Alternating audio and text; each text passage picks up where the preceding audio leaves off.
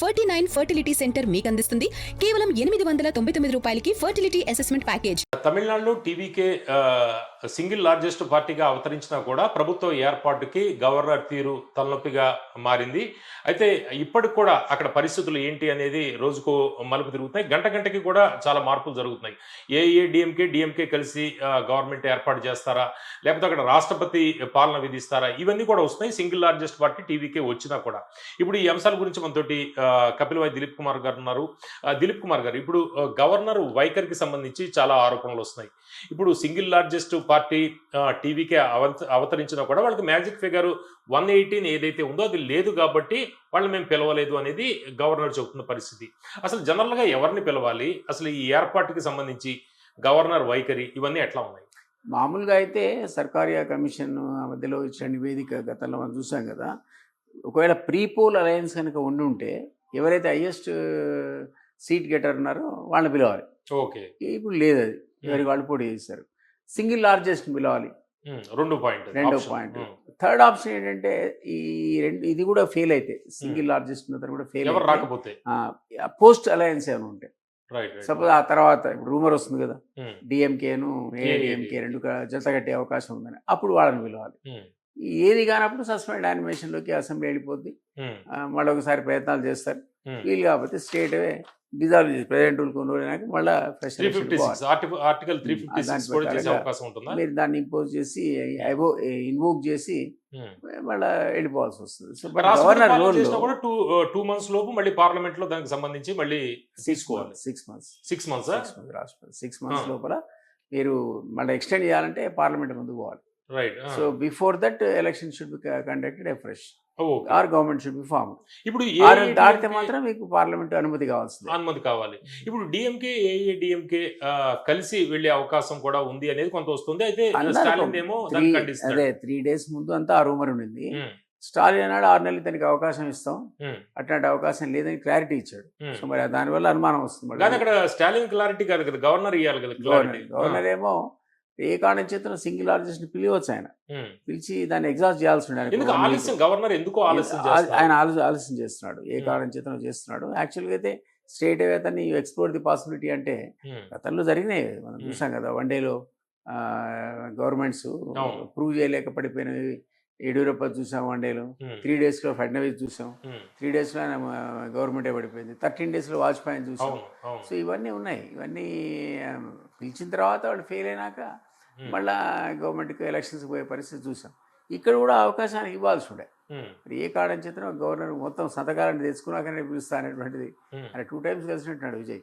So ఇది unexpected. అసలు విజయ్ అనేవాడు 100 దాటమే ఒక గొప్ప మార్పు, సంచలనం తమిళనాడు పాలిటిక్స్లో. అదర్వైజ్ 2 ద్రవిడ పార్టీలే ఇప్పటిదాకా డామినేట్ చేసుకుంటూ వచ్చాయి. అది బ్రేక్ చేస్తూ విజయ్ కొత్త సెన్సేషన్ లాగా వచ్చాడు. అది అందరు కూడా ఆశ్చర్యపోయినారు. కానీ ఇంకొక 10 వచ్చి ఉంటే గొడవ ఉండేది కాదు. లేకపోవడం ఇప్పుడు ఆయన 5 సీట్ల కోసం 6 సీట్ల కోసం సిపిఎం మీద, సిపిఐ మీద, తర్వాత ఇంకేదో వీటి మీద, ఇవన్నిటి మీద డిపెండ్ కావాల్సి వస్తుంది. వాళ్ళు దీన్ని అనుకుంటే 2 o'clock ఇప్పుడేదో సమావేశాలు నడినాయి. They will decide. So wait and see లాగా తమిళనాడు పాలిటిక్స్ విచిత్రంగా మారిపోయినాయి. ఇది అంత మంచిది కాదు యాక్చువల్లీ. ఈ వెల్కమింగ్ చేంజ్ అయినా కొత్తగా మార్పు కోరుకొని వేసారు అక్కడ. చాలా పెద్ద ఎత్తున తన మీద ఆస్పిరేషన్స్ మనం ఎవరు కూడా ఊహించిన విధంగా. నేను 40 seats వస్తాయి అనుకున్నాను. డిబేట్లు 2-3 సార్లు ఛానల్లో చెప్పా. 40 ఈ will become a king maker, ఈ కెనాట్ బికమ్ ఎ కింగ్ అన్న. సరే ఇప్పుడు కూడా కింగ్ మేకరే అంటారు కానీ లేదు, ఇప్పుడు కింగ్ అయిపోయాడు. ఆ కింగ్ కావడానికి ఇంకా 6 సీట్లు ఉంటే తప్ప. కాంగ్రెస్ యాక్చువల్లీ డిఎంకేని వదిలేసి డివియేట్ అయ్యి ఆల్రెడీ మద్దతు ప్రకటించింది. And they are questioning the role of governor. They are questioning the role of governor, ఎందుకు ఈయన ఆపుతున్నారని. అక్కడ దాకా వచ్చింది అది. సో మిగిలిన 3 పార్టీలు ఏం చేస్తారో చూడాలి. బట్ ఇంట్రెస్టింగే ఉంది అది. ఎందుకో గవర్నరు చాలా గట్టిగా ఉన్నాడు. అంటే దిలీప్ కుమార్ గారు, ఇంకో కొన్ని పరిణామాలు కూడా జరుగుతుంది. ఏంటంటే గవర్నర్ వైఖరి ఇలాగే ఉంటే జల్లికట్టు ఉద్యమం తరహాలో ఒక సోషల్ మీడియా క్యాంపెయిన్ చేద్దాం అనేది విజయ్ అనుకోవడం. రెండోది ఏంటంటే ఏఐడిఎంకే వెళితే వాళ్ళు రేపు అదిగా ఫామ్ చేస్తే, గవర్నమెంట్ ఫామ్ చేస్తే మొత్తం వీళ్ళు ఎమ్మెల్యేలు అంతా కూడా రాజీనామా చేద్దామని, మాస్ రిజిగ్నేషన్. అప్పుడు ఎట్లా ఉంటుంది? ఇప్పుడు 2 పార్టీలు ఇప్పుడు మీకు అవకాశం ఇచ్చి ఫెయిల్ అయితే వాళ్ళని పిలిచి వాళ్ళు ఏర్పాటు చేస్తే మీరేం క్వశ్చన్ చేయలేరు కదా. If he calls you um, smooth వేలో చెప్తున్నా, స్మూత్ వే ఏంటంటే నేను ఆహ్వానించడం, నువ్వు 1 వీక్ 10 డేస్కో 14 డేస్కో ప్రూవ్ చేసుకోలేకపోతే అప్పుడు ఆ తర్వాత ఏర్పడ్డ కోయిలేసినా సరే వాళ్ళని ఇన్వైట్ చేసి వాళ్ళు ఫామ్ చేయగలిగితే అవును. మీరు ఏ ఉద్యమం చేస్తే ఏం లాభం? That will be look democratic right.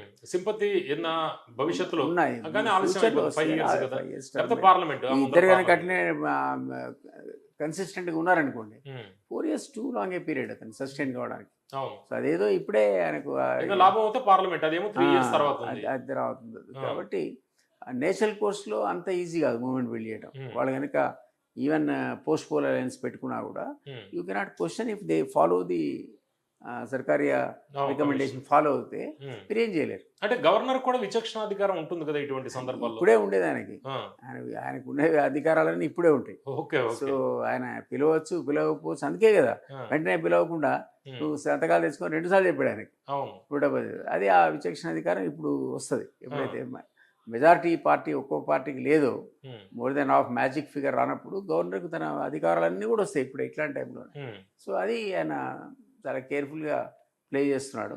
ఉమ్. మరి ఎందుకు అల్టిమేట్గా ఎవరు అనుకున్నారు? అంటే ఇప్పుడు విజయ్ ఒకవైపు అవుతే డిఎంకే ఏఐడిఎంకే ఒక సైడ్ అయిపోయాయి. ఇప్పుడు డిఎంకే ఏఐడిఎంకే వీళ్ళ భవిష్యత్తులో ఎట్లా ఉండే అవకాశం కనిపిస్తుంది? దీన్ని ఓవరాల్ గా బీజేపీ ఎట్లా? చూడాలి. ఇంకొక న్యూస్లో ఏం చూసానంటే 15 మంది ఉమ్, మన ఏఐడిఎంకే వాళ్ళు ఉమ్, విడిగా రిసార్ట్లో క్యాంప్ పెట్టారు. ఓకే రిబెల్స్ అని వస్తుంది వాళ్ళ పేరు మీద. ఆ, ఇప్పుడు ఆ కూడా వింటూ నిజంగానే ఆ రిబెల్స్ అటువంటి ఫినామినా ఉంటే వాళ్ళు విజయ్ వాళ్ళు కనుక సంతకాలు పెట్టి 15 మంది మేము సపోర్ట్ ఇస్తున్నామంటే అది ఏ రకంగా తీసుకుంటాడు గవర్నర్? దాన్ని మరి అలా చేయడానికి లేదు కదా వాళ్ళు ఆ మామూలుగా పార్టీ అయితే నుంచి యాంటీ బయటికి. డిఫెక్షన్ ఇవన్నీ అట్రాక్ట్ అవుతాయి. గవర్నర్ మరి ఒప్పుకుంటాడా ఎందుకు దానికి? వాళ్ళు రిబెల్ గా ఆ స్ట్రోలింగ్ వస్తుందో తెలియదు. ఆ. 15 మంది పేర్లు వేస్తున్నాడు పొద్దున. అంటే ఫ్లోర్ టెస్ట్ లో వాళ్ళు హాజరు కాకపోయినా కూడా ఇప్పుడు విజయ్ వచ్చే అవకాశం ఉంటుంది. అంతే కదా. వాళ్ళు డైరెక్ట్ మద్దతు అబ్స్టైన్ అయితే తెలియజేయాలి. అయిపోయాయి. అంతే అంతే ఈవెన్ సంతకాలు పెట్టి మద్దతిస్తున్నాం అనకుండా అబ్స్టైన్ అయిపోతుంది చాలా రిబెల్స్. రైట్ సో మరి అది ఎవరు దాన్ని అనుకున్నారో తెలియదు కానీ 15 మంది మాత్రం సపరేట్గా రిసార్ట్లో ఒక పెట్టారని స్కోలింగ్ వస్తుంది పేర్లతో సహా. ఓకే సో ఆ 15 గొడవ ఏంటో మనకి ఇప్పటికి ఇప్పుడు ఊహకు అందట్లే కానీ something is brewing up. Okay